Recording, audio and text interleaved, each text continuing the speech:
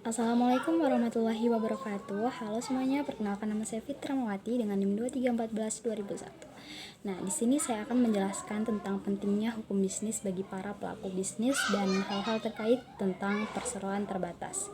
Nah, dalam melakukan bisnis, tidak mungkin pelaku bisnis terlepas dari hukum, karena hukum sangat berperan mengatur bisnis agar bisnis bisa berjalan dengan lancar, tertib, dan aman, sehingga tidak ada pihak-pihak yang dirugikan akibat adanya kegiatan bisnis tersebut.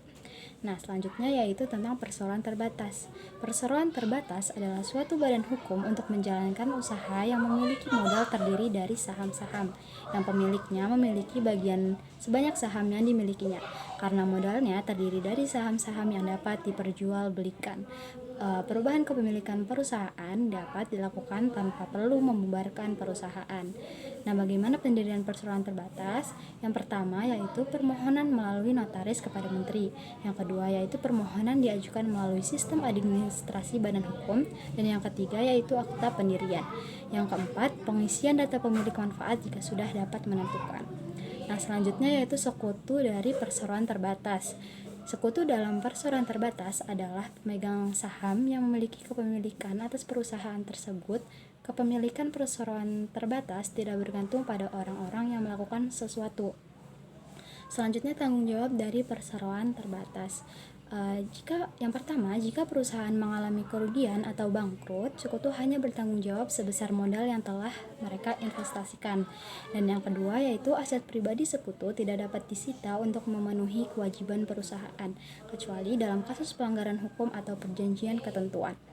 Nah, selanjutnya yaitu penggabungan perseroan terbatas. Penggabungan perseroan terbatas yang pertama yaitu memenuhi syarat penggabungan perusahaan, yang kedua menyusun rancangan penggabungan, yang ketiga meminta persetujuan RUPS, yang keempat membuat akta merger di notaris, dan yang kelima mengumumkan merger di surat kabar. Nah, selanjutnya yaitu bagaimana terhapusnya perseroan terbatas.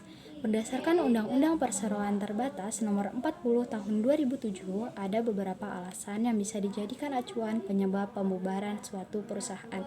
Yang pertama yaitu keputusan RUPS, yang kedua bubar karena ketetapan pengadilan, yang ketiga pembubaran yang didasari karena waktu perseroan berakhir, yang keempat harta pailit perusahaan tidak mampu membayar biaya kepailitan, yang kelima harga pailit perusahaan dapat dalam keadaan insolvensi, dan yang keenam dicabutnya izin perusahaan, PT atau perusahaan.